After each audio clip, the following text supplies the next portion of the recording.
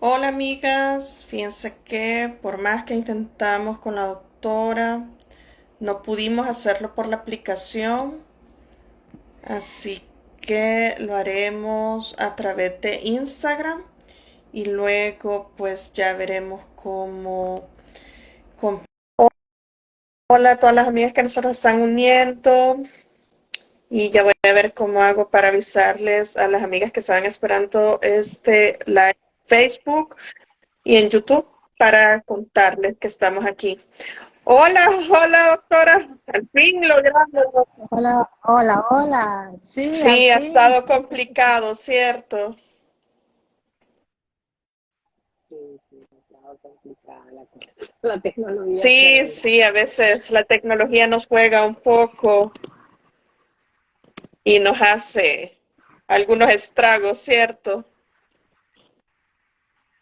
Sí, nos hace pasar apuro. Ya tengo la coronavirus. Ay, sí, pobrecita, lo sé.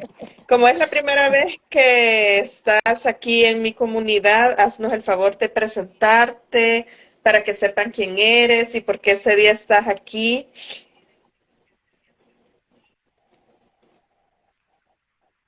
Bueno, gracias, agradecerte la invitación, agradecer a tu comunidad y pedir disculpas de manera muy oportuna porque lo intentamos hacer en tiempo y forma, pero Sí, por no, no problemas te técnicos preocupes. no se dio. Eh, Soy ginecóloga y obstetra desde hace 24 años. He trabajado en muchas maternidades de mi país, en maternidades de alto riesgo, y llegué a la nutrición por asuntos personales y hice nutrición clínica y medicina diabetológica. Me he dedicado toda mi vida, casi la mitad de mi vida, a la ginecología y a la obstetricia. En mi país pues se hace mucha ginecología y se hace mucha obstetricia por las demandas que existen. La mayoría de la población, la mitad casi es femenina, y la población nicaragüense es muy joven. Y aquí estamos compartiendo un poco de lo que sabemos, y esperamos nos hagan preguntas que les puedan ser de Sí, utilidad. claro que sí. Aquí las amigas que se están uniendo y como ya no pude ponerles ni título ni nada, por el tiempo, ese día vamos a hablar junto con la doctora Moreno sobre el síndrome de ovario poliquístico. Fíjate que muchas de mis pacientes, pues el año pasado me pidieron hacer un taller y muchas han estado preguntando si lo voy a hacer de nuevo sobre este síndrome, porque fíjate que aquí en El Salvador, a veces solo con la ultrasonografía ya hacen diagnóstico de ovario poliquístico, cosa que ambas sabemos que no debe ser así. Entonces,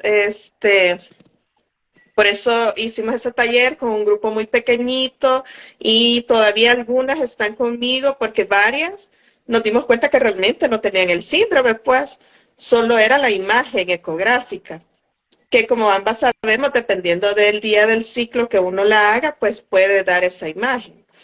Y ya otras que sí realmente tenían el síndrome, que ahí estamos en seguimiento.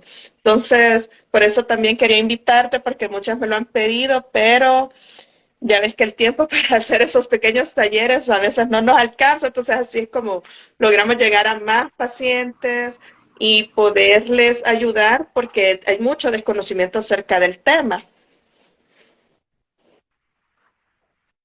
Sí, en realidad el tema es de interés. En realidad es una entidad muy frecuente. De cada 100 mujeres en etapa reproductiva, 10 van a tener el síndrome.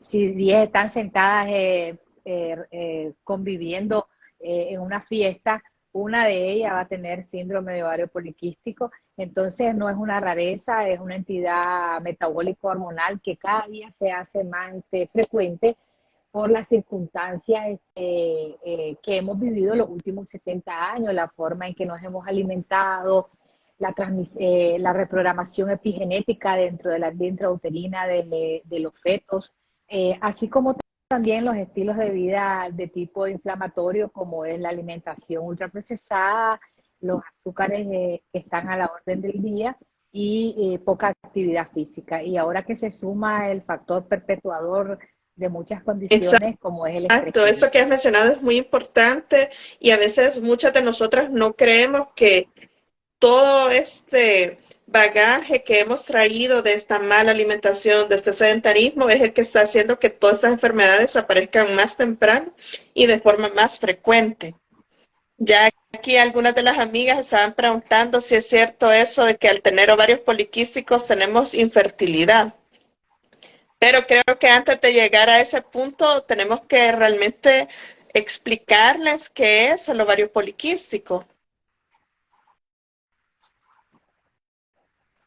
Sí, el síndrome de ovario poliquístico es una entidad metabólica hormonal de características crónicas que en realidad no es una entidad ginecológica.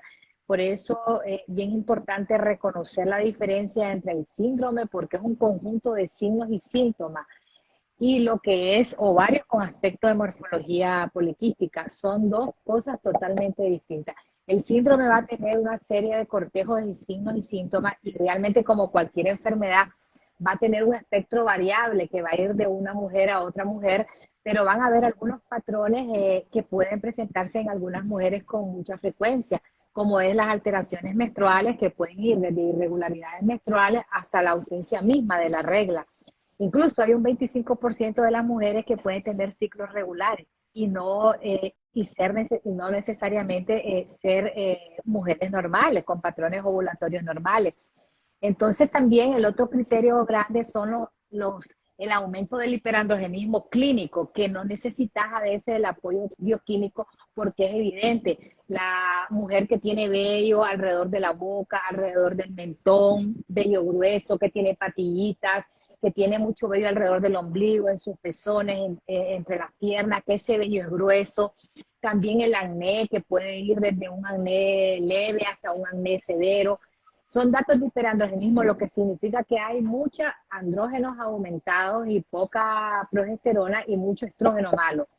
Y la morfología, que es la que todo el mundo, la morfología de los ovarios con aspecto poliquístico, que es la que todo el mundo suele acudir a la consulta, y es la que casi siempre los radiólogos reportan, pues, como ovarios de aspecto con morfología poliquística. Pero son dos entidades diferentes. Lo que pasa es que los espectros clínicos son distintos, y lo que hemos mal aprendido, o lo que las personas a veces no hemos podido enseñarle, o las personas a veces no entienden, es que son dos entidades distintas, y para llegar al diagnóstico del síndrome ovario poliquístico necesitas tener elementos clínicos y bioquímicos, y tres de los, con de los tres que acabo de mencionar es suficiente para que usted sea una persona que sea candidata a ser estudiada para un síndrome de ovario poliquístico. Hasta ahí no podemos decir que lo tenés todavía, porque hay otras causas de anovulación o de ausencias menstruales que pueden dar las cosas que acabamos de mencionar y no ser el síndrome de ovario poliquístico. Entonces es bien importante hacer una buena ecografía, hacerlo en los primeros días de la regla, no estar bajo la influencia de terapia hormonal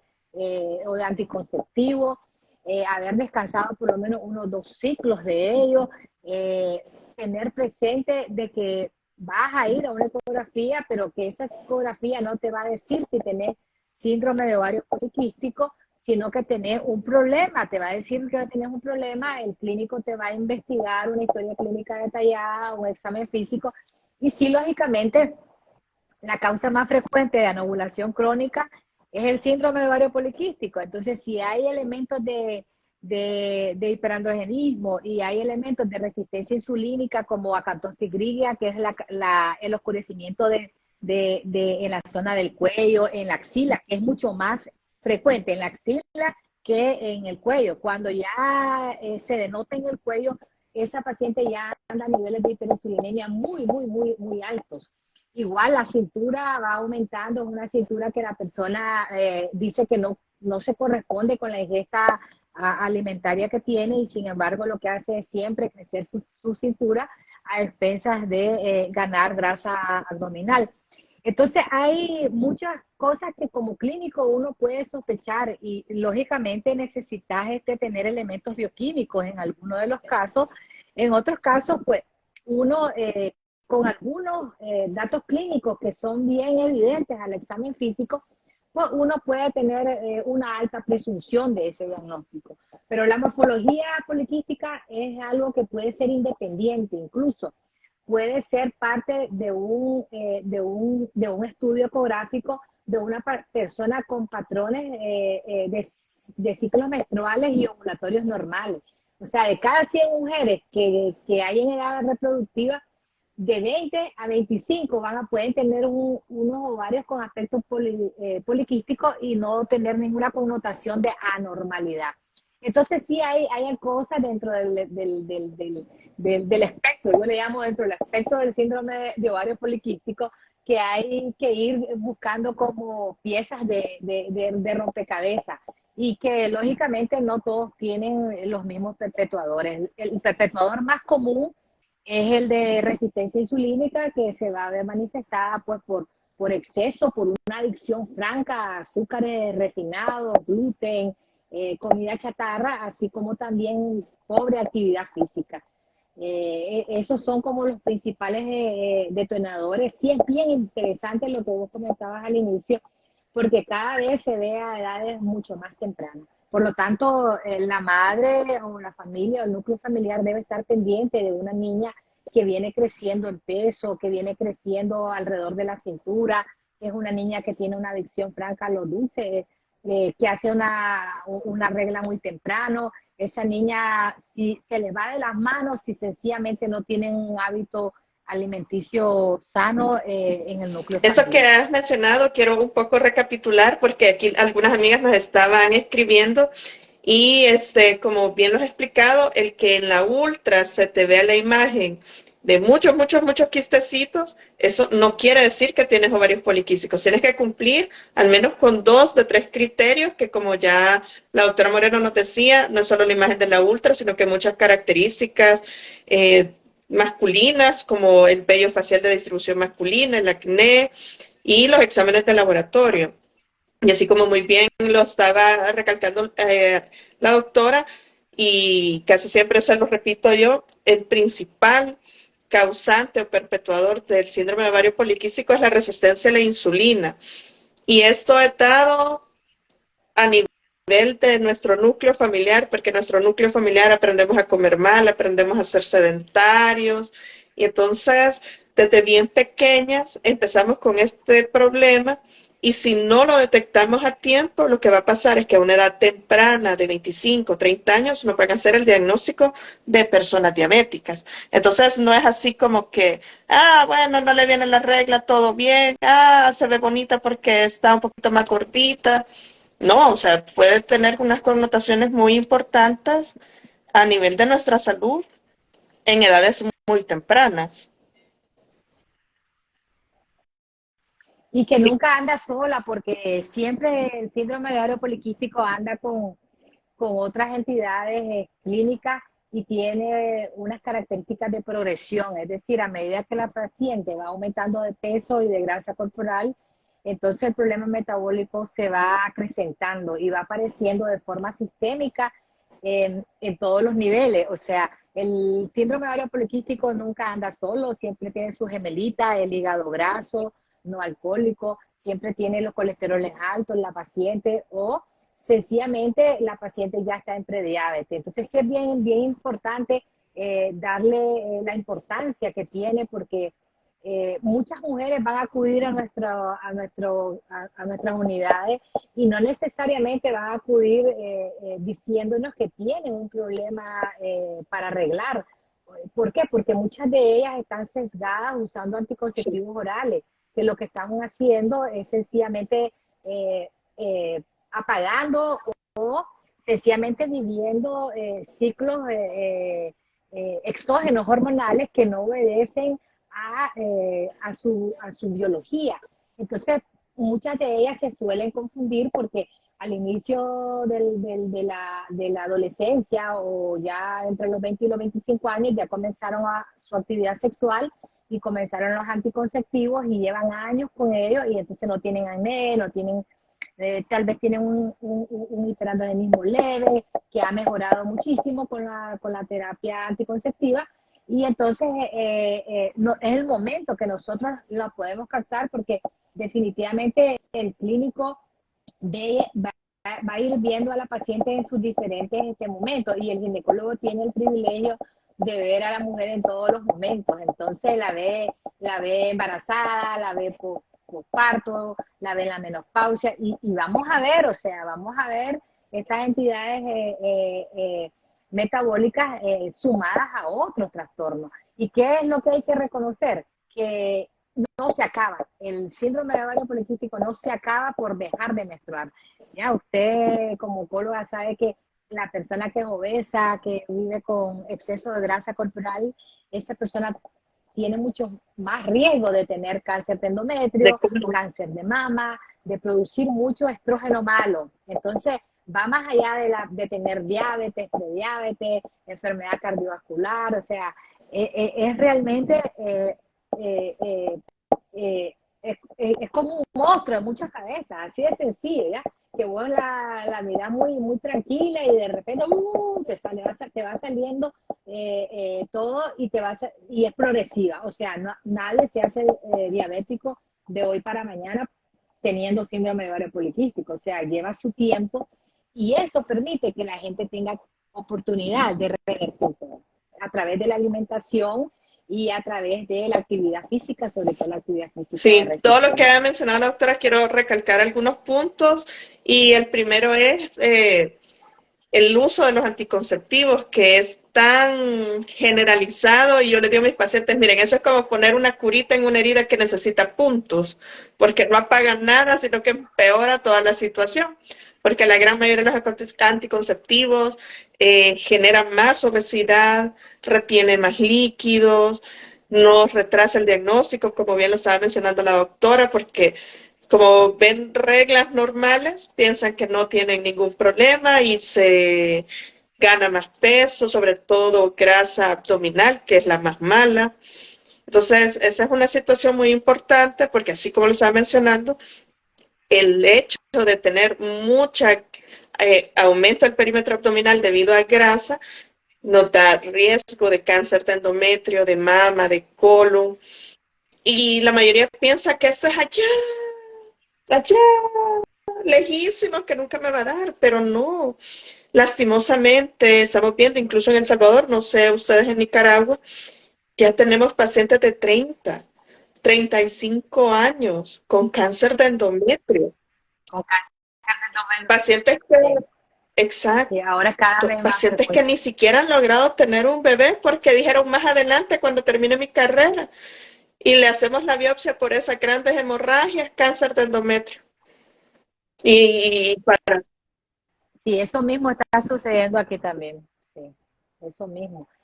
Y es que eso es bien importante porque alrededor de la regla hay muchas cosas que se han normalizado y otras que se han disimulado o solapado con los anticonceptivos. Entonces esas dos cosas representan una dificultad y una tardanza para que la paciente llegue de forma pronta a nosotros. Incluso el hecho de la exposición de mucho estrógeno sintético va a provocar mucha enfermedad de dominancia estrogénica. Entonces usted puede ver mucha enfermedad como unida al síndrome de ovario poliquístico. Puede haber hipotiroidismo de Hashimoto, puede haber endometriosis, puede haber cambios fibroquísticos. Generalmente una vez que se hace el síndrome de ovario poliquístico uno va a mama y casi siempre vas a encontrar en la mama marcados cambios fibroquísticos sumado con el síndrome de ovario poliquístico. A veces uno encuentra pacientes que, como yo digo, vienen premiadas con endometriosis y con SOP. Y ya se está encontrando una relación bastante frecuente entre síndrome de ovario poliquístico e hipotiroidismo de Hashimoto. Entonces, estamos, como yo digo, forzando al metabolismo y el metabolismo es muy sabio, no da oportunidad para el cambio, pero cuando ya ha llegado a un punto de irreversibilidad, ya pasas a una alteración. Sí es importante que uno puede volver a tener un metabolismo mucho más sano a través de un descenso de peso.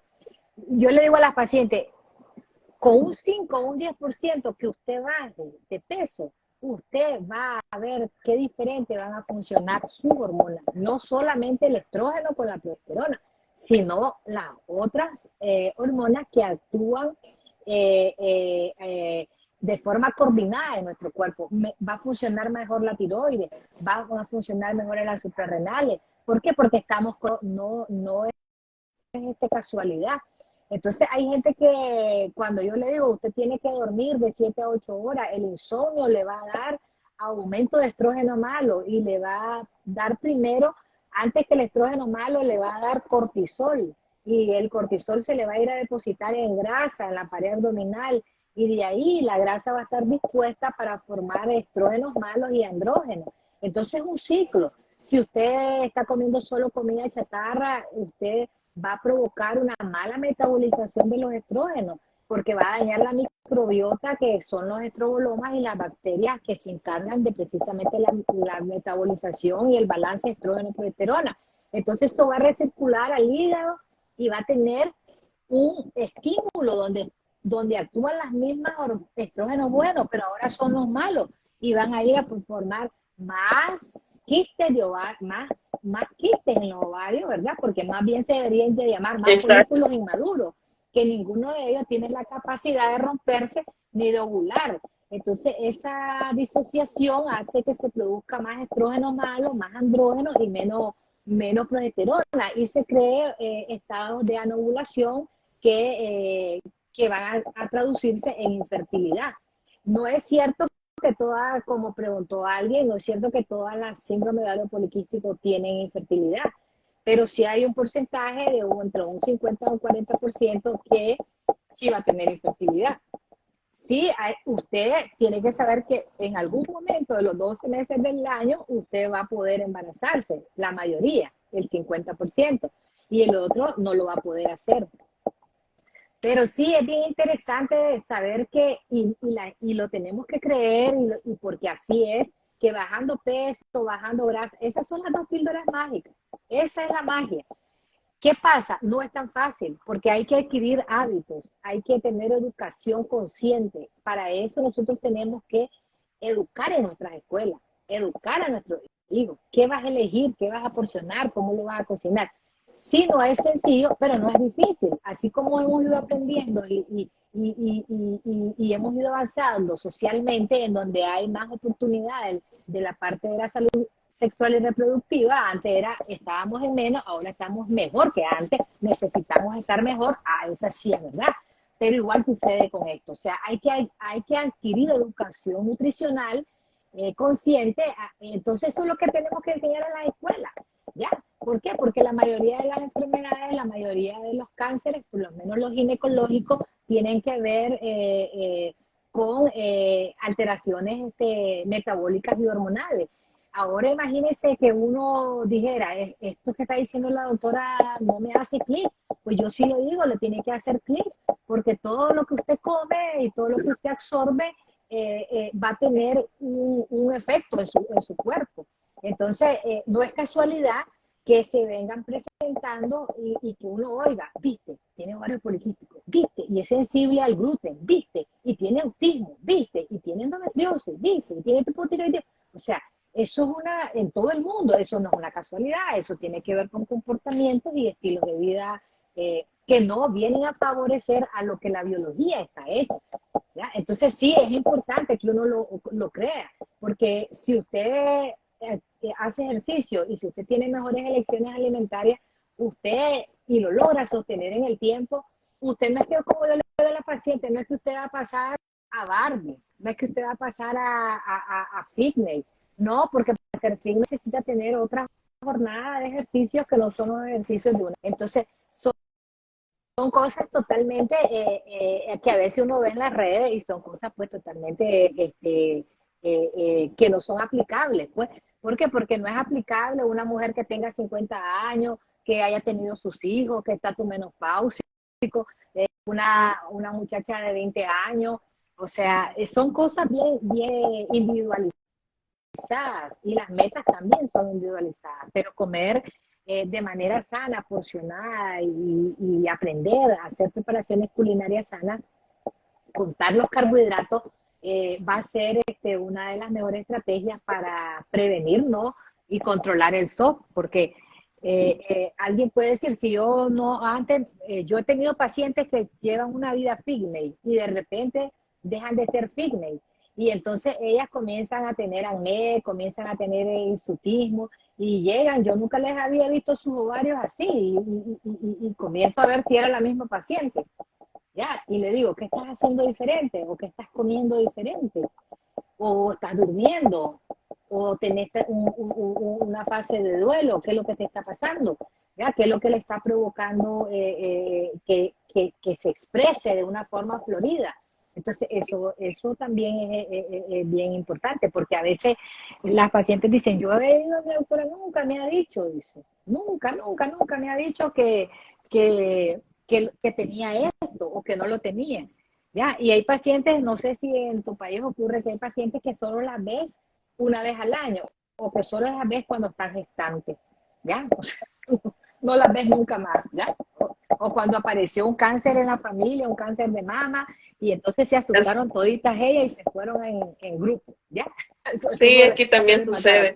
Y aprovechando que quiero recalcar algunas cosas y algunas amigas nos están preguntando otras. Es sumamente importante todo lo que tú estabas mencionando de la dieta, de la actividad física y que la mayoría no cree. O sea, somos una sociedad microondas y todos queremos así la píldora mágica que nos va a curar.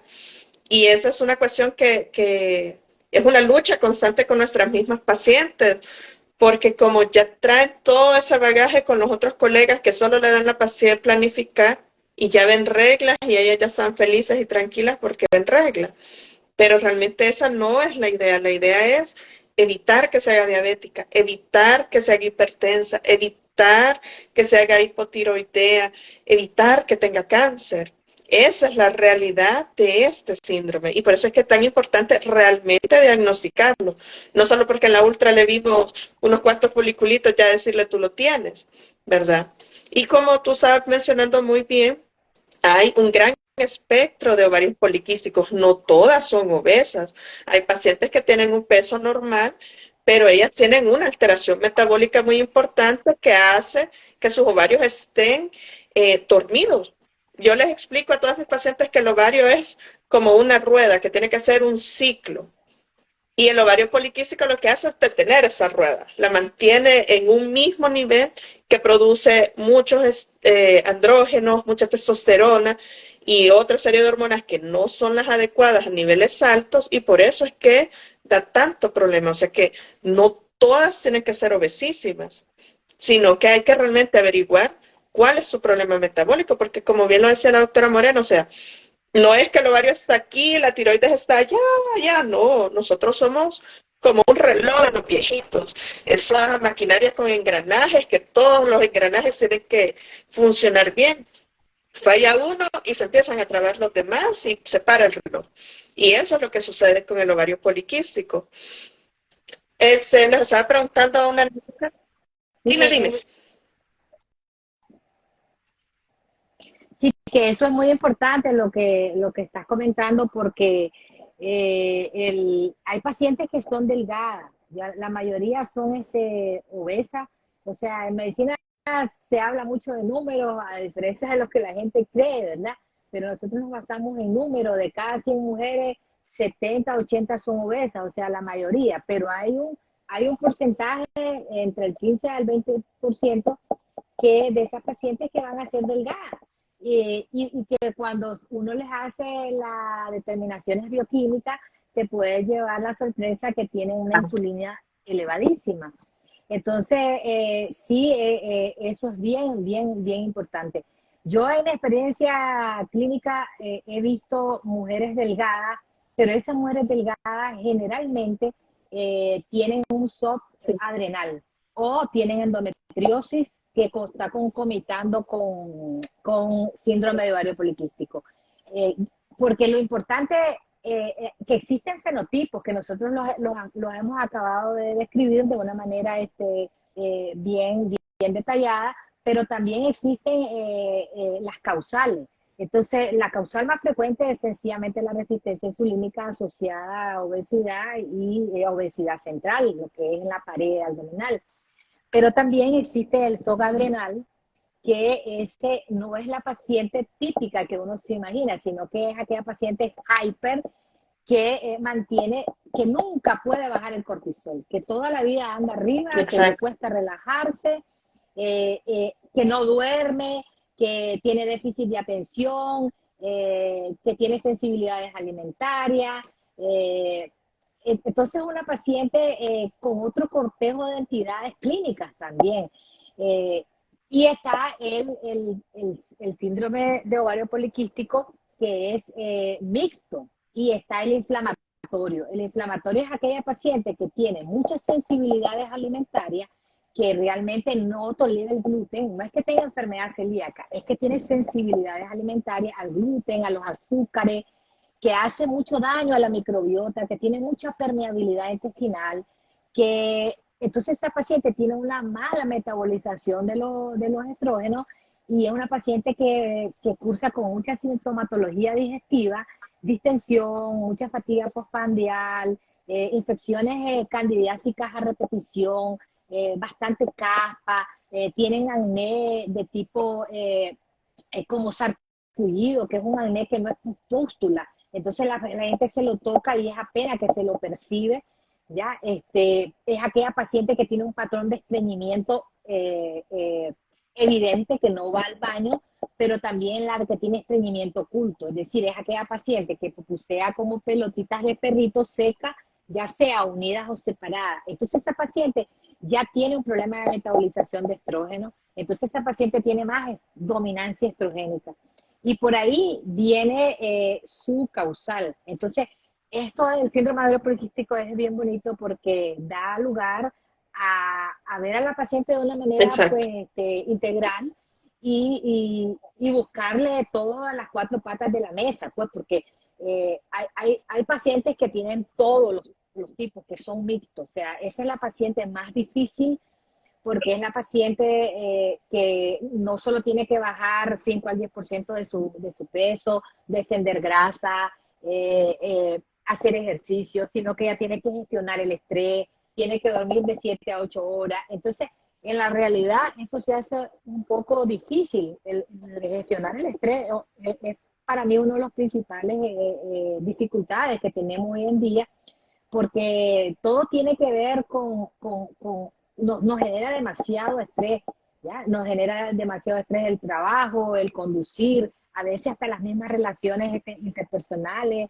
son bastante difíciles frente a circunstancias que tenemos personales. O sea, imagínense que la gente no acaba de creerlo, cómo los azúcares refinados te dan una franca, o sea, al azúcar, y eso te crea un problema enorme a nivel metabólico, y no solo eso, a nivel neuronal. Entonces esa persona tiene unas montañas rusas increíbles. Entonces, de repente está arriba porque se acaba de meter una paleta o se acaba de meter un pan con mantequilla, y a las 2 horas tiene hambre y está peleándose por nada con el que tenga al lado, ¿ya? Entonces todas esas cosas tienen que ver con rutas metabólicas que están anormales, y al final, cuando eso es una continuidad y eso es una permanencia en tu forma de comer, va a terminar dándote alteraciones metabólicas. Y si vos ya tenés una predisposición genética como la tenemos nosotros los latinos, entonces estás hecho para tener síndrome de ovario poliquístico.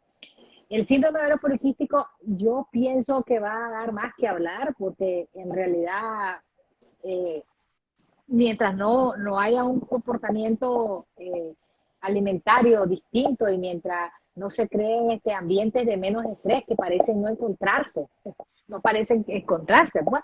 Entonces sí, hay pacientes esas son las pacientes más difíciles, sí. Fíjate, las que tienen todas que son mixtos los patrones, pues. La paciente que duerme, que sabe gestionar su estrés, que esa paciente que lo que tiene es una adicción franca a los azúcares, vos le haces la destetás progresivamente mediante técnicas de educación y técnicas de acompañamiento en la nutrición, porque esto no es fácil.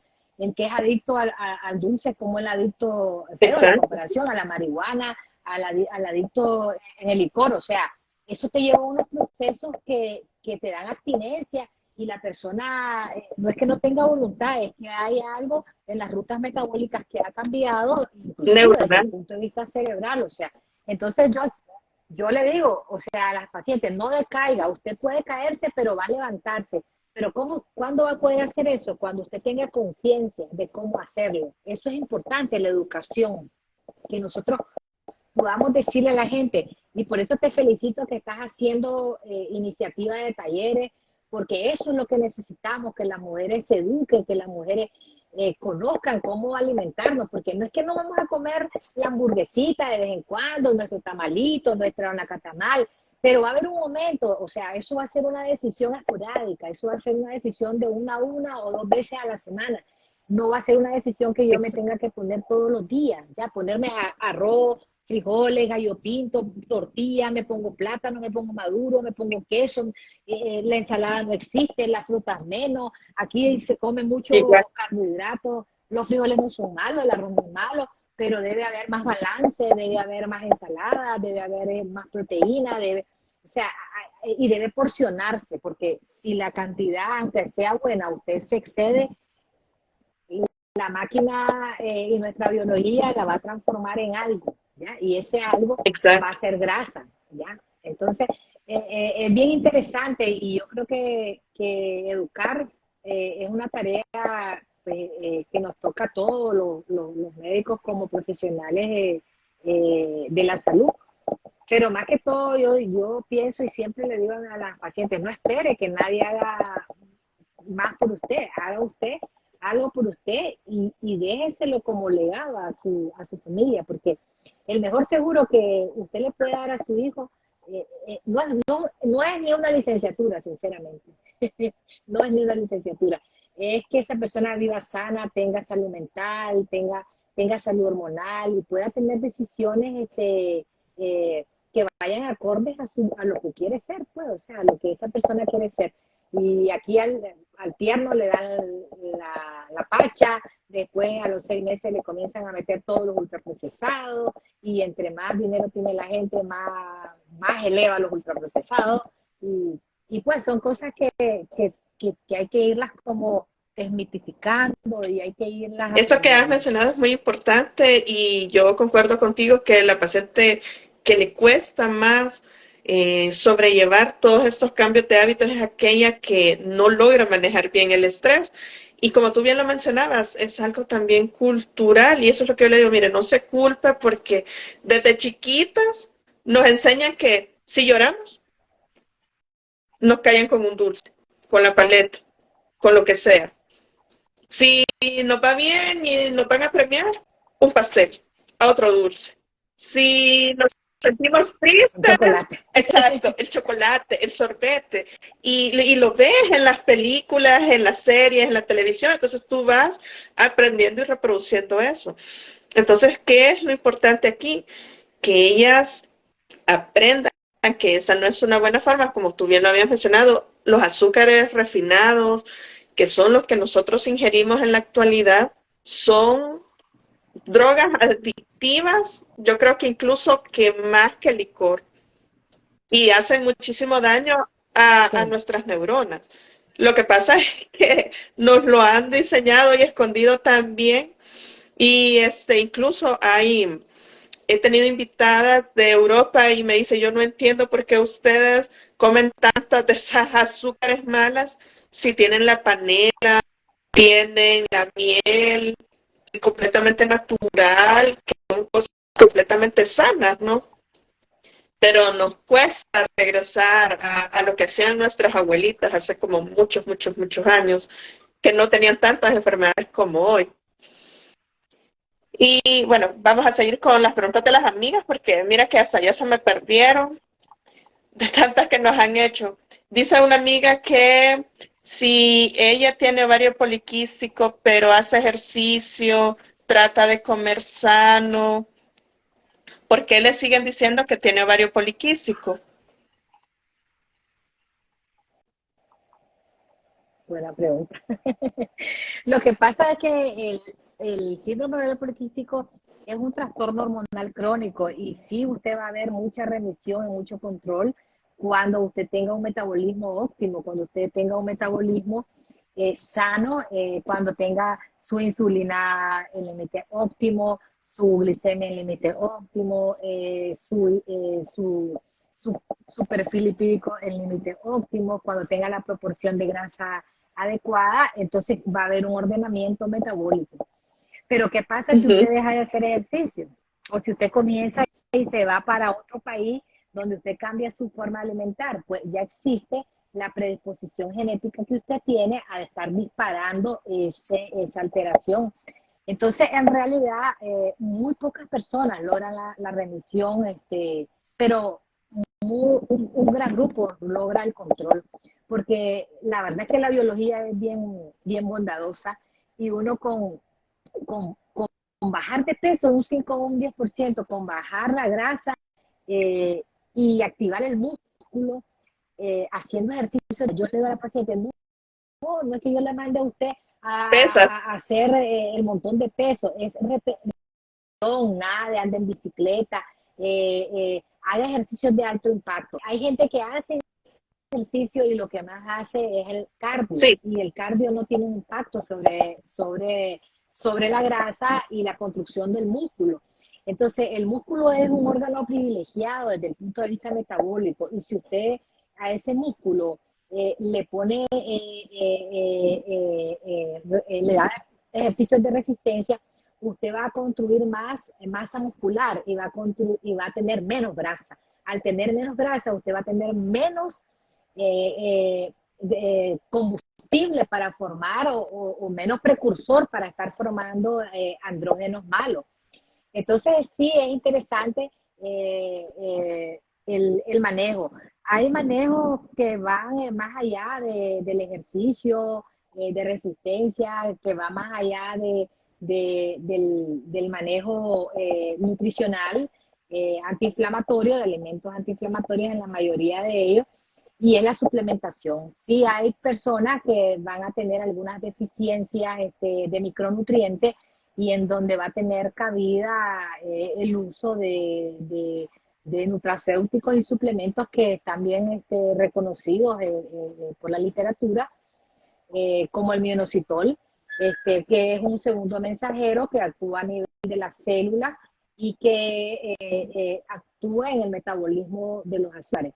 Entonces, las personas que tienen resistencia insulínica, que es una dificultad franca que hay alrededor de las membranas de la célula, ahí hay un receptor en donde cada vez que cualquier persona come, sale la insulina a buscar cómo metabolizar esos nutrientes, principalmente los carbohidratos, y entonces llega la insulina y trata de entrar al receptor para poder meter dentro de la célula la glucosa.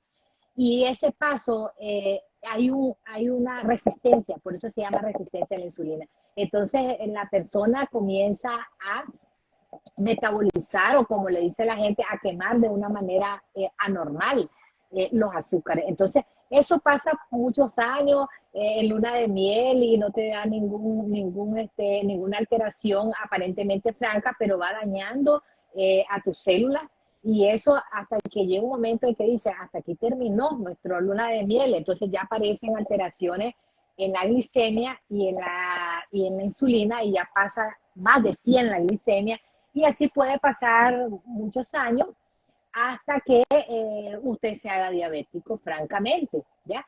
En el transcurso de esas alteraciones metabólicas aparece infertilidad, aparecen sangrados uterinos anormales, aparece hígado graso. Entonces, la paciente no lo va integrando, pero en realidad todo tiene el mismo común denominador. Sí, es cierto que la suplementación va a jugar un papel importante. Ya van a haber, por ejemplo, suplementos o medicamentos. Existe un medicamento ya comprobado a través de estudios como es la metformina, que es realmente un medicamento con gran eficacia en el manejo del SOP con resistencia a la insulina, pero que ha sido mal, yo pienso que ha sido Sí, mal utilizado, ¿ya? O a veces damos dosis muy bajas, a veces usamos metformina que le da muchas reacciones adversas al paciente, no usamos la de liberación prolongada, a veces no hay adherencia y permanencia farmacológica. Sí, estos son como, yo le digo al paciente, el minoxidil, la metformina, la berberina, el ácido alfa-lipoico, son como vehículos que te van a permitir disminuir la resistencia insulínica mientras vos vas aprendiendo educación nutricional consciente, mientras vos vas viendo los efectos a mediano plazo del ejercicio de resistencia, para que al final vos entendás que esas son tus dos píldoras mágicas, esas son tus nuevas medicinas de estilo de vida. Pero todos esos procesos se ven mejorados a través de la suplementación. ¿Por qué? Porque a veces las personas quieren resultados más rápidos.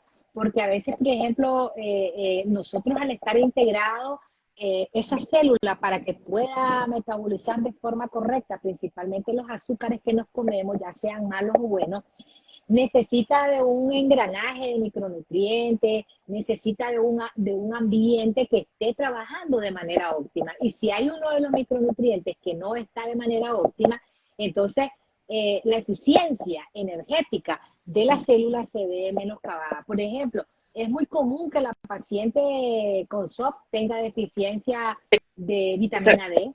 ¿Ya? De cada 100 mujeres con SOP, el 80 va a tener la vitamina D insuficiente. Yo he tenido pacientes con 5, con 10, que uno dice, ¿qué es esto? Esto no es del libro. ¿Ya? Porque cómo esta muchacha funciona si tiene 5, cómo es que funciona el metabolismo de esta muchacha. Pero efectivamente se da deficiencia de magnesio, se da deficiencias de omega 3, pero esas son las principales deficiencias, la de zinc sí. también. Entonces, ¿qué pasa? Necesitamos tener optimizados los micronutrientes para que esa célula también funcione bien. Entonces, esos son también estrategias que se pueden sumar al uso de moduladores de la resistencia a la insulina, como por ejemplo los suplementos que acabo de mencionar, ¿verdad? Ya sea el zinc, ya sea la vitamina D, el magnesio, que la vitamina D es muy fácil de titular en sangre, es indistinta del ayuno. El magnesio es un poquito ya más complicado a hacer titulaciones, igual otros micronutrientes como el zinc.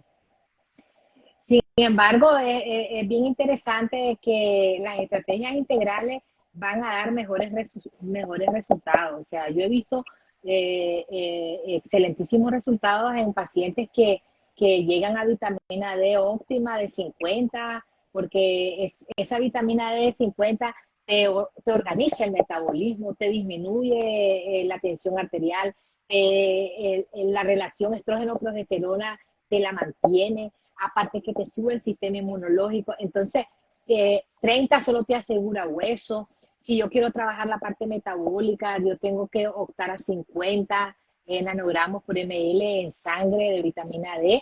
Entonces son cosas bien interesantes, porque mucha gente va a decir, ¿y por qué magnesio? Si dele lechuga, doctora, dele brócoli, dele frutos secos, dele aguacate. Pues sencillamente a veces el aguacate no está de temporada, a veces la lechuga que comemos está pobre, viene de suelos pobres, no tiene la cantidad de magnesio que necesitamos.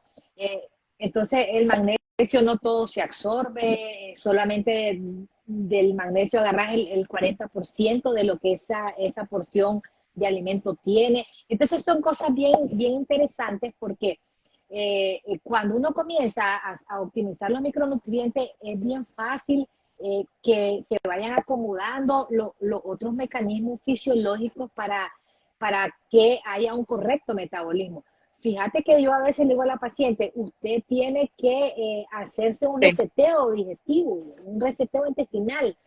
Eso pasa porque elimine los azúcares, el gluten, los aceites refinados, toditos, toditos, el de canola, el de palma, el de soya, y ella me queda viendo así, porque ella no llegó para que yo le dijera, quítate esto, ponete esto, pero ¿qué? Tenemos que hacer un reseteo intestinal, porque si el intestino está lleno de metales pesados, de toxinas, de bacterias, de hongo cándida, ese metabolismo va a estar lento. Entonces, ¿qué pasa? Enfrente un metabolismo lento, enfrente de sobrecrecimiento de hongo cándida y enfrente de adicción a dulce, no logra sacar a la paciente adelante, y la paciente, ¿qué va a pasar? Se va a frustrar. Entonces, el primer paso es hacer una dieta de eliminación. En esa dieta de eliminación vos eliminás los azúcares refinados, el pan blanco, la gaseosa, los jugos naturales, los jugos artificiales, eliminás la mayoría de los lácteos, eliminás también lo que es el gluten que está en el trigo, en la cebada y en el centeno. Entonces, vos vas a crear una carga menos inflamatoria a tu intestino.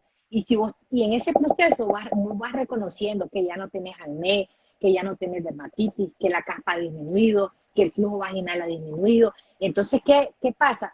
Vas viendo que eso tiene un impacto metabólico y sistémico, o sea, porque es real.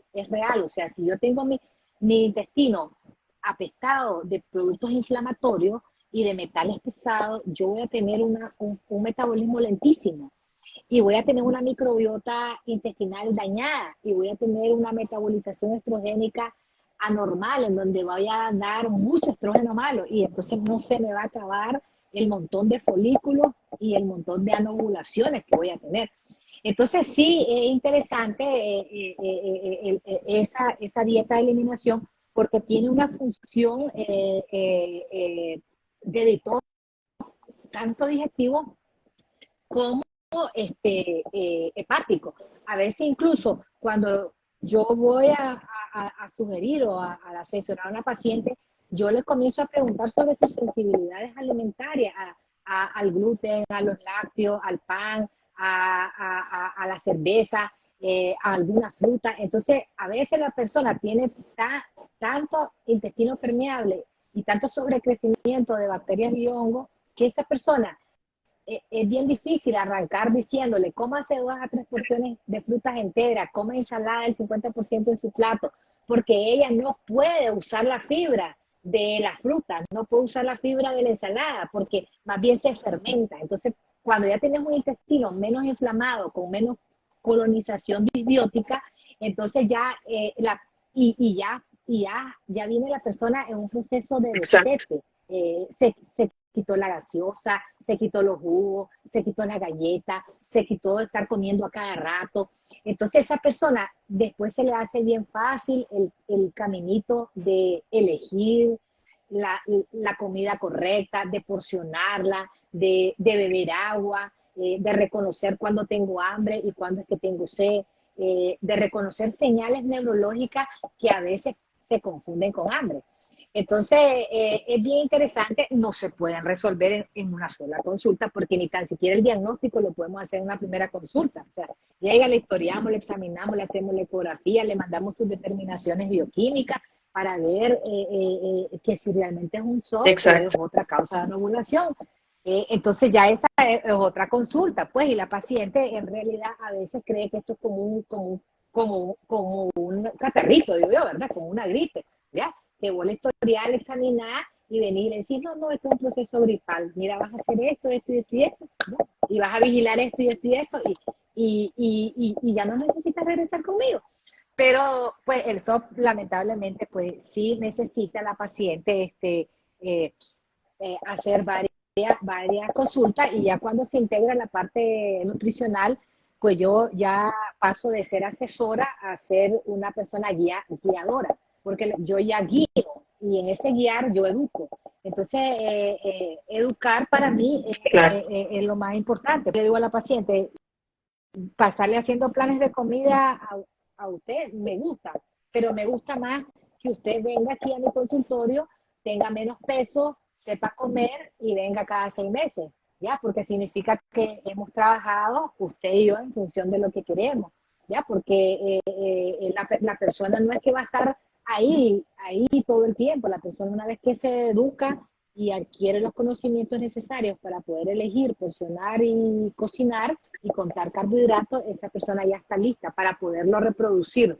Ella, donde quiera, desde un restaurante, una fiesta, su propia casa, hasta enseñarle a los demás. Entonces, es una forma bien interesante, pero sí es cierto que es muy frecuente y sí es cierto que a veces los pacientes, esta enfermedad la, la, la, le dan poco valor, ¿ya?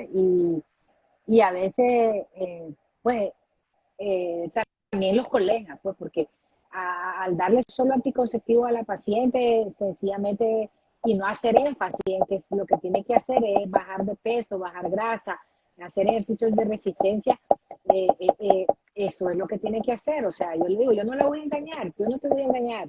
Usted tiene que aprender a comer. No es difícil, no es difícil, tampoco es fácil. Es como cualquier otro proceso en donde usted tiene que ir adquiriendo conocimientos y aplicándolo. En ese trayecto, pues, se va a caer, se va a levantar, ¿ya? Y si realmente estás consciente de que eso es lo que te conviene, al final vas a estar más mejor, También como aquí. decimos aquí en Nicaragua, que lo que estabas antes, Sí. ¿ya?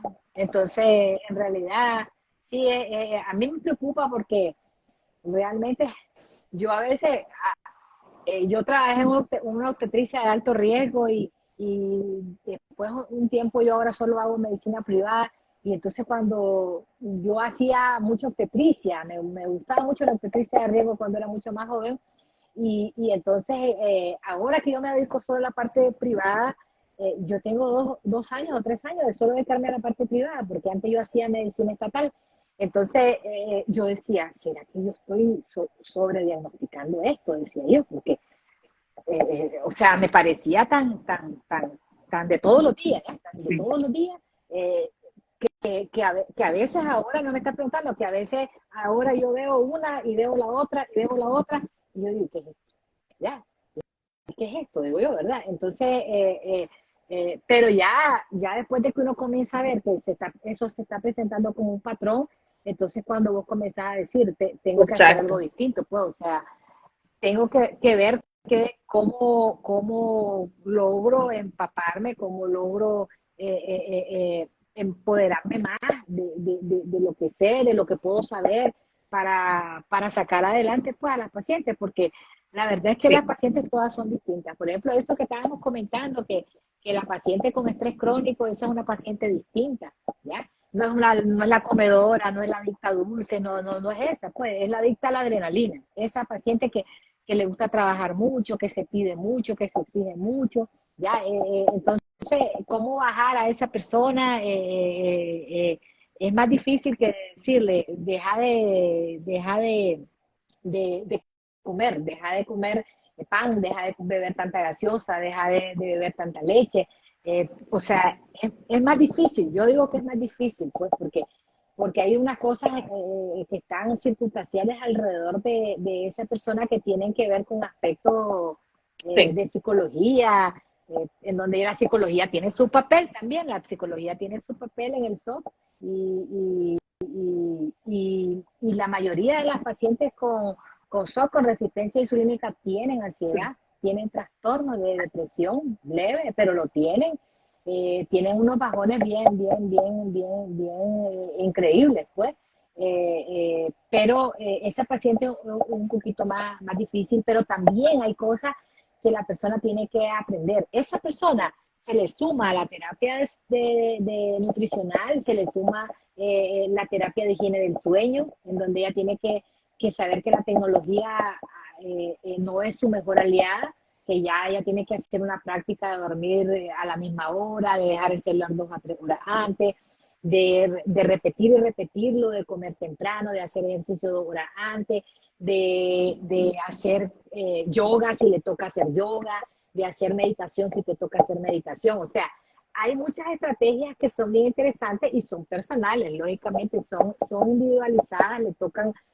Yo siempre le digo a la paciente, Sí. usted no se parece a nadie, o sea, no vas a encontrar dos pacientes con son igualitas. Entonces, tenemos que crear estrategias bien personales porque van más allá de lo que nosotros los médicos estamos acostumbrados. O sea, le vamos a dar la píldora, le damos metformina y tal vez no tiene ni Exacto. resistencia insulínica. El tipo que estamos hablando es la paciente ansiosa, que tiene la serotonina en el suelo, que tiene el GABA en el suelo, que el eje cerebro-intestino-microbiota está totalmente alterado, a expensas de muchos sistemas simpáticos, está siempre adrenalizada, siempre nerviosa, siempre ansiosa, siempre con pensamientos reiterativos y magnificados. O sea, es otra nota, pues, es otra nota. Entonces, hay gente que tiene de todo, hay gente que, verdad, Sí, que tiene todo, ¿ya? Pero para uno darse cuenta dónde vas a trabajar todos los pilares, tenés que entrarle a un interrogatorio bien detallado en donde involucres todo, a qué hora come, qué es lo que come, a qué sensibilidad alimentaria tiene, de qué trabaja. Yo le pregunto a la persona qué estudió, de qué trabaja, porque en este país mucha gente estudia aquí una también. cosa y trabaja de otra. O sea, eh, entonces la gente pues tiene a veces las cargas laborales son online, trabajan disrumpiendo los ritmos circadianos, la crononutrición se rompe porque no comen cuando tienen que comer, trabajan en horarios discontinuos en donde cuando uno está dormido ellos están despiertos. Entonces esa paciente, me dice una paciente, yo nunca había tenido esto, doctora, sí, yo tuve un poco de acné, vello, pues, y todo, así que las reglas se me ponían largas, dice, y todo, pero ahora desde que yo trabajo aquí, dice, yo no veo, dos veces he visto la regla, doctora, y yo no cada vez estoy más gorda, y ahora se me brotó toda la cara, la espalda, el pecho. O sea, ¿por qué? Porque ya ella tiene otros perpetuadores que le están dando un cuadro mucho más aparatoso. Sí, todo lo que nos has dicho es muy importante y quiero recalcar algunas cosas para contestar algunas preguntas de nuestras amigas. No toda la paciente que tiene síndrome de ovario poliquístico tiene resistencia a la insulina. Eso lo tienen que comprender. Que sí es el más frecuente, sí es cierto, pero no todas. Y por lo mismo, no es como una receta de cocina el tratamiento, así como lo mencionaba la doctora Moreno, y como siempre les he dicho yo, esto es el arte de la medicina, o sea, el tratamiento es individualizado para cada una. Y por eso a veces unas se me quedan viendo raro y tú lo has mencionado perfecto, yo les mando a meditar y se me quedan viendo. Y eso como me va a curar el ovario poliquístico. Pero tú bien lo has explicado, o sea, el manejo del estrés, el no dormir bien, todo eso enloquece todo nuestro metabolismo y por ende no van a funcionar bien nuestros ovarios. Aquí otra amiga nos dice, el ovario poliquístico tiene cura. Y ya como bien la doctora Moreno nos ha dicho, la gran mayoría no las logramos curar, simplemente logramos tener un control del metabolismo, pero cuando ustedes regresan a los viejos patrones, entonces todo se descompensa de nuevo. Entonces es muy importante que tengan presente que el hacer ejercicio, el comer bien, es hasta que Dios les preste vida. No es 5 meses, no es 6 meses, un año, porque si regresamos a todos esos patrones que nos hicieron llegar a todos los síntomas por los cuales llegaron a la consulta con nosotras, entonces vamos a empezar de cero nuevamente, o peor por el rebote de la ganancia de peso. Y aquí otra parte. Por eso el descenso de peso tiene que ser gradual, el descenso de grasa tiene que ser gradual. No se deben de emocionar cuando alguien les ofrece bajar de peso de la noche a la mañana, pues porque los procesos metabólicos requieren adaptación y readaptación. Y el adipocito, que es donde se deposita la grasa, necesita de 1 hasta 2 años para poderse readaptar. Si no, entonces usted al ratito, a los meses, usted está ganando más de lo que del peso que tenía. Entonces, bien interesante, porque el que te está ofreciendo el cielo y la tierra te está faltando a la verdad. Pero sí es interesante que cuando usted va sumando estrategias, el control de la enfermedad se va haciendo mucho más rápido. Eso sí es verdad. O sea, cuando usted suma todas las estrategias Y usted, lo que yo le digo a la paciente, sea consciente qué es lo que usted va a cambiar y qué es lo que usted no puede cambiar ahora. Pero hay cosas que las tiene que cambiar. Porque si usted quiere ir hacia un metabolismo sano, eso tiene que ir, es, como dicen los gringos, Claro. step by step, o sea, tiene que ir paso por paso, ¿ya? Y no puede saltarse, porque esto no es Sí, rayuela, esto no es rayuela. Entonces, es bien interesante porque el comportamiento humano es bien interesante, pues, porque uno se cansa, se frustra. sí, A mí me da, ¿verdad? Una de las entidades que más se asocian a nuestra especialidad y que me da muchas cosas es el SOP. ¿Por qué? Porque la paciente viene de muchos médicos, de unos médicos, y en todos ellos hay una cosa que siempre dicen ellas, yo me curo, doctora, no me curo, doctora. Es que eso no me lo dijo la doctora anterior.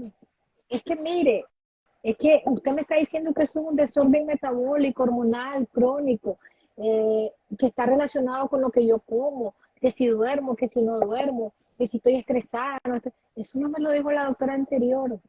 Ah, ella me dio Dixie, ella me dio Diane, ella me dio Yasmín, ella me dio aquí, ella me dio... Yo vi la regla, doctora, pero es que yo ya estoy cansada de estar con estas pastillas, doctora. Yo vengo donde usted porque yo en Instagram yo leí que usted da otras cosas. Entonces, en verdad se siente uno como identificado y muchas de ellas son mujeres jóvenes que podrían ser hasta hijas de nosotros, no tuyas, mías, podrían ser hijas mías. Entonces, uno dice, ¿qué es esto? ¿Qué pasa? ¿Qué es lo que está pasando? O sea, estamos educando mal a la paciente, estamos pues asesorando mal a la paciente, pero también es importante, y no estoy defendiendo a los colegas, porque es que esta enfermedad ha venido dando eh, saltos sí, agigantados, ¿ya?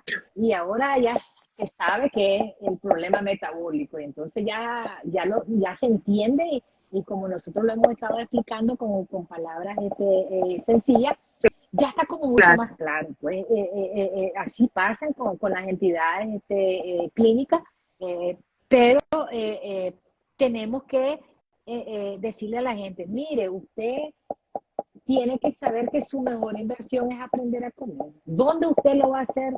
Esa es una buena pregunta. ¿Por qué? Porque si lo quiere hacer porque se lo dijo un influencer que quiere vender bistec Claro, de res, que si se lo dijo un influencer porque tiene un supermercado que quiere vender pan de lenteja. O sea, tenés que saber quién te exacto. lo está diciendo, ¿verdad? Y tenés que ser un conocimiento científico, ¿ya? Que como yo le digo a la paciente, que lo que usted está oyendo le haga clic, ¿ya? Lo que usted oiga, usted diga, esto Exacto. tiene lógica, porque entonces ahí usted está en el camino correcto. Yo no tengo nada contra los nutricionistas, porque son excelentes profesionales, pero a veces el nutriólogo, en algunos médicos, somos médicos. En algunos países somos médicos. Y el médico se le hace mucho más fácil, y si es ginecólogo, se le hace mucho más fácil entender las entidades ginecológicas. Y si sabe de nutrición, pues se le hace un poquito más fácil poder usar los alimentos como estrategias Exacto. de tratamiento, como una terapia médica nutricional. Entonces, eso hace un poquito la diferencia, y no es que un nutricionista no lo pueda hacer. Yo conozco nutricionistas que lo hacen y Exacto. lo hacen muy bien, pero lamentablemente no todos tienen este talento. Al médico se le hace un poco más fácil, cuando tiene conocimientos de nutrición, poderlos aplicar a las entidades médicas. Pero la paciente tiene que sentirse urgido, como se siente urgido de irse a hacerse la cena, de irse a hacer un chelac para mimarse, sentir urgida de ir a comer. De eso se... ¿Ya? ¿Por qué? Porque eso le va a dar bienestar. Así como le da bienestar otras situaciones, también le tiene que dar bienestar el poder invertir un poco en esto de la parte de la educación nutricional consciente.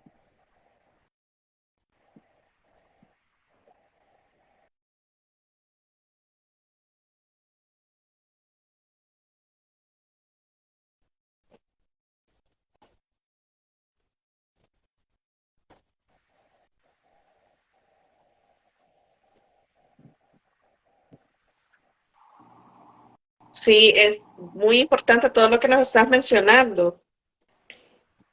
Y una cosa que quiero recalcar es que, así como tú lo mencionabas con los colegas que tú tienes en Nicaragua, aquí muchas veces a las pacientes le dicen, tome las pastillas 3 meses y va a quedar curada.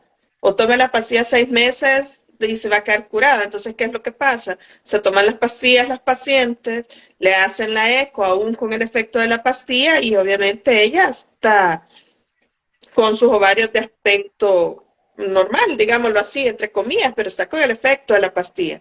No es que está curada, porque como bien lo hemos explicado durante todo este live, o sea, si realmente tienes ovarios poliquísticos, la pastilla anticonceptiva no te va a curar. Es solo una curita para que tú estés tranquila y estés viendo tus reglas. Simplemente para eso sirve. No te van a servir para nada más.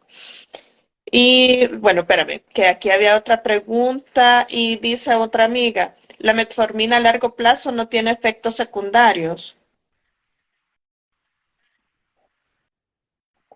No, la metformina es una molécula muy estudiada, probablemente sea una de las moléculas más estudiadas, me podría atrever a decir, después de la insulina y otras moléculas que existen, y otros antihipertensivos, eh, y no tiene repercusiones deleterias a largo plazo. Más bien se le ha asociado con efectos antitumorales, anticancerígenos, antienvejecimiento. Hay muchos estudios que se están haciendo para encontrar estos efectos, otros efectos que tiene la metformina. Yo le digo a las pacientes algo que se lo digo claro. Si usted no aprende a comer, si usted no baja de peso, si usted no desciende grasa, si usted no decide hacer ejercicio, no se quite la metformina o no se quite el minoxidil o no se quite la berberina. ¿Por qué? Porque ellos van a actuar disminuyendo la resistencia insulínica y le van a sensibilizar sus células para que usted pueda usar los combustibles llamados azúcares de una manera más óptima y correcta. Si usted se queda con los brazos así, sin hacer nada, usted va a acelerar los procesos metabólicos que acompañan al SOP. Va a acelerar la prediabetes, al hígado graso, va a acelerar el cáncer de endometrio, va a acelerar el cáncer de mama, va a la enfermedad cardiovascular, etcétera, porque eso va a pasarle a alguien que no entra en control. Si alguien entra en control y en meta, esa persona va a vivir libre de esas enfermedades, siempre y cuando eso lo mantenga como un estilo de Sí, vida, ¿ya? Sí es que es interesante que uno sepa que uno tiene que hacer algo. Lo que no puede hacer uno es solo tomarse el anticonceptivo y ya está, exacto.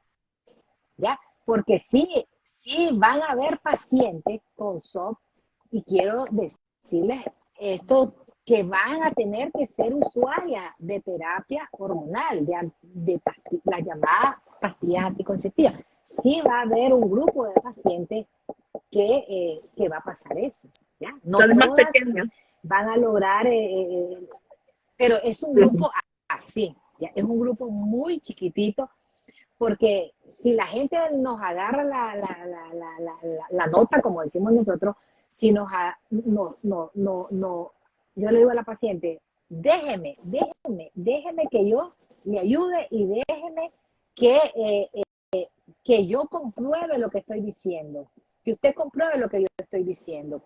Quítese los lácteos, trate de dormir de 7 a 8 horas, trate de gestionar su estrés, quítese la gaseosa, quítese el pan, mira Carla, Son esos pequeños grandes pasos, cambios. la gente en un mes la persona es otra, en 2 meses la persona es otra, y si esa persona lo mantiene, ella va a ser otra persona, porque metabólicamente, neuronalmente Exacto. es otra persona.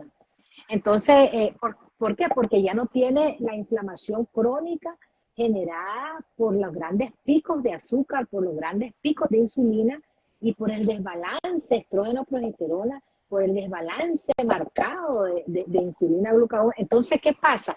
Ella se va a sentir diferente y son pequeños pasos. Y si la persona ya comienza a meter fruta, si comienza a meter frutas de bajo índice, si comienza a porcionar el gallo pinto, si comienza a porcionar la tortilla, si comienza a meter proteínas, si comienza a meter grasa buena, si tiene ensaladas en la mitad de su plato, a mediodía, en la noche, o sea, comienza a haber unos cambios increíbles, pues. Pero si usted no está haciendo nada, no se quite la metformina, que la metformina no le va a hacer nada malo. No se quite el minoxidil, ¿ya? Y como yo le digo a la paciente, no elija lo más barato, no elija lo más fácil, porque en la salud, cuando usted elige lo más barato y lo más fácil, eso usted la limita y al final usted puede llegar a evitar, a retrasar o sencillamente a que la enfermedad le aflore. ¿Por qué? Porque la gente a veces pasa de conductas y de conductas, no se adhiere a ninguna conducta que ningún médico le da, se adhiere a la conducta que le da su pensamiento o que le da el entorno, y ella va a fracasar si hace eso. ¿Por qué? Porque su enfermedad va a tener una progresión. ¿De qué depende que sea la progresión lenta o sea acelerada? Depende de las condiciones metabólicas que se le vayan superponiendo a los cuadros clínicos al SOP. O sea, una persona que tiene una obesidad central, que tiene un SOP con resistencia a la insulina, que tiene hígado graso, una persona que necesitamos hacer estrategias de alimentación sana sí o sí. O sea, no es negociable, ¿ya? No es negociable solo quitarte la gaseosa, quitarte el pan, quitarte la galleta. No, es negociable. Tenés que tener de 2 a 3 porciones de ensalada, tenés que tener de 2 a 3 frutas, tenés que contar estrictamente los carbohidratos. Es algo integral. Es algo integral. Hay gente que tiene SOP y no puede hacer ayuno intermitente. Aún así, los beneficios que tengan todo lo que es el ayuno intermitente. ¿Por qué? Porque tiene condiciones que no le permiten hacer ayuno intermitente, porque más bien le generan un desbalance en contra del control, porque no todos somos iguales. O sea, entonces uno tiene que, imagínense que llegar al diagnóstico, tenés que pasar unas condiciones. Luego que ya tenés el diagnóstico, clasificarlo, encontrar los perpetuadores, luego venir y detallar para cada perpetuador que exista un tratamiento personalizado, ¿ya? Que la persona lo pueda adaptar, que la persona, en el caso de la alimentación, que esté libre de intolerancia, que le guste a la persona, que la persona lo pueda adquirir, que la persona le haga las preparaciones correctas, que lo puede elegir. O sea, es todo y es todo un proceso que requiere educación. Por eso yo insisto en que la educación es fundamental, porque si la persona no logra saber conocimientos científicos, los pueda aplicar y los pueda reproducir, entonces va a vivir cayéndose y levantándose. ¿Y cuál es el problema de los periodos de agudización del SOP?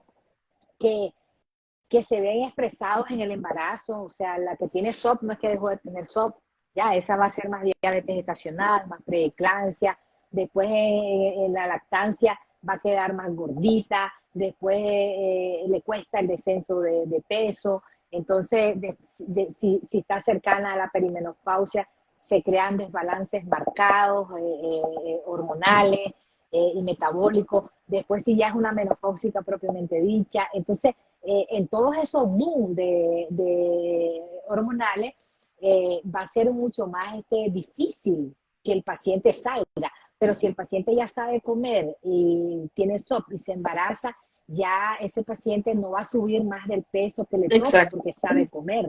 Entonces, son procesos bien interesantes de poder discutir, porque van más allá de que si comer gallo pinto o no comer gallo pinto. O sea, son procesos bien multicausales, en realidad son Fíjate que multicausales. aquí otros pacientes nos están comentando que han tenido problemas con la metformina, que les dan migrañas, que no la toleran, que le cayeron pesadas los riñones, pero como tú ya habías mencionado, o sea, normalmente la mayoría de los colegas le dan la metformina, que es de absorción rápida, y este tipo de pacientes toleran mejor la metformina de liberación lenta y eso les ayuda más con todo el sistema de tolerancia y adherencia al tratamiento. Y otra cosa bien importante que tú sabes A veces hay que estar mal también. indicada, porque no todo, el SOT que no tiene resistencia insulínica no es candidata a metformina. O sea, el SOT que es de tipo inflamatorio o el SOT que es de tipo Sí, adrenal o mixto, adrenal y inflamatorio, esa paciente no se va a ser respondedora, más bien al haber una microbiota intestinal dañada, haber una disbiosis, entonces vos vas a aumentar los procesos de exacto. disbiosis y vas a dañar mucho más la microbiota y entonces vas a provocar más mala metabolización estrogénica. Entonces, en realidad no todas las personas son para metformina, no todas las personas son Exacto. para mionositol, no todas son para berberina, o sea, no todas son para No, la misma receta. Que sí es interesante que la metformina en el contexto de la resistencia, uno lo tiene que decir, es muy eficaz, es una terapia muy exitosa en la mayoría de los casos. Eh, pues sí hay estudios que han comparado la metformina con el minoxidil y en donde se dan duro, como decimos nosotros, y en eficacia, y que el minoxidil le ganó a la metformina en tener menos reacciones adversas porque es un es medicamento un suplemento. natural a Sí, base de plantas, es un suplemento, un nutracéutico, entonces genera muy pocas reacciones adversas. Yo tengo mucha experiencia con el minoxidil y pues no tengo pacientes que yo les haya retirado por una reacción adversa medicamentosa. Más bien tengo la experiencia que bajan acné, sus reglas son mucho más puntuales, se les deja de caer el cabello, se embarazan a mediano plazo las que quieren embarazarse, retornan muy fácilmente a la fertilidad con pero, minoxidil que con metformina. Eso lo he visto yo en la práctica clínica.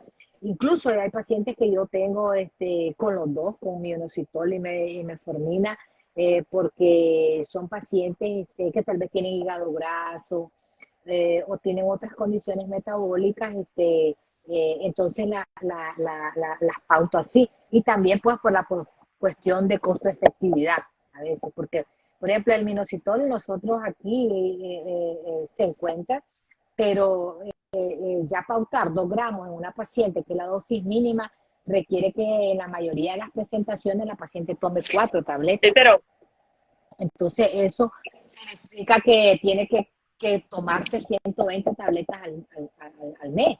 Y esos frascos pues son importados y tienen exacto. sus costos. ¿Ya? Y el polvo es mucho más económico porque trae más, pero cuesta Dosificarlo. más.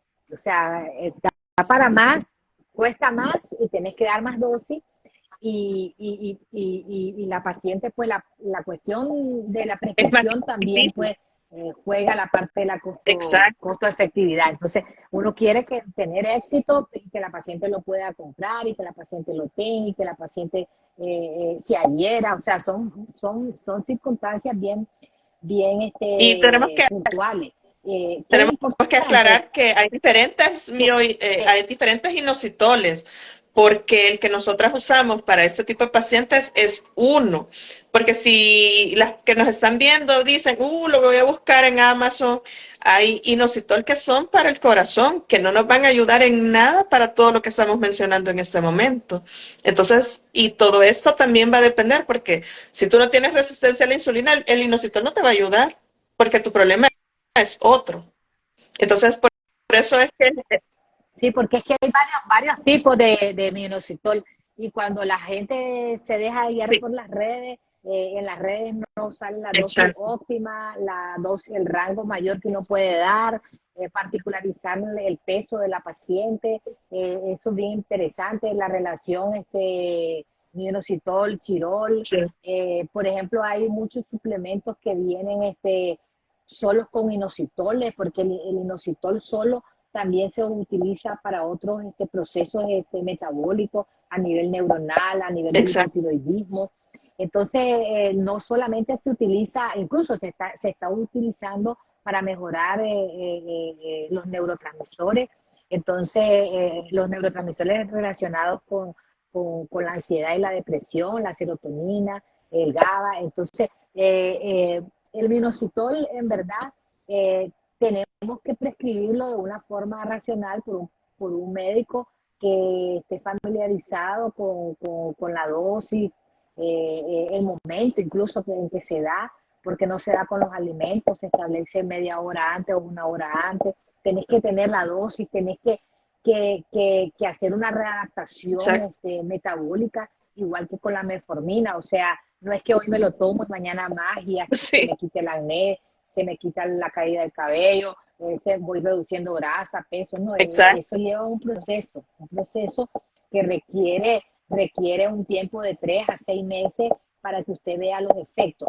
Si usted a eso le suma estrategia, porque la verdad es que eso es lo que uno tiene que apuntar, a qué yo sumo para entrar en control de esto. Si vos le sumas nutrición adecuada, antiinflamatoria, y le sumas ejercicios de resistencia, vos estás haciendo Claro, rápido el control, ¿ya? Ah, la cosa es cuánto yo mantengo esto, ¿ya? Lo tengo que mantener para poder entrar en metabolismo óptimo y balance estrógeno-progesterona, balance insulina-glucagón. Entonces es bien interesante. Y también es interesante que la gente sí, oiga su cuerpo. Hay cosas tan sencillas como si yo estoy distendida, si yo estoy hinchada, si yo tengo una fatiga después que yo como, si yo un día tengo diarrea, otro día estoy estreñida como pelotita de perrito seca, seca, si yo estoy con una erutadera, o sea, yo tengo mi salud activa en el exacto. suelo. Entonces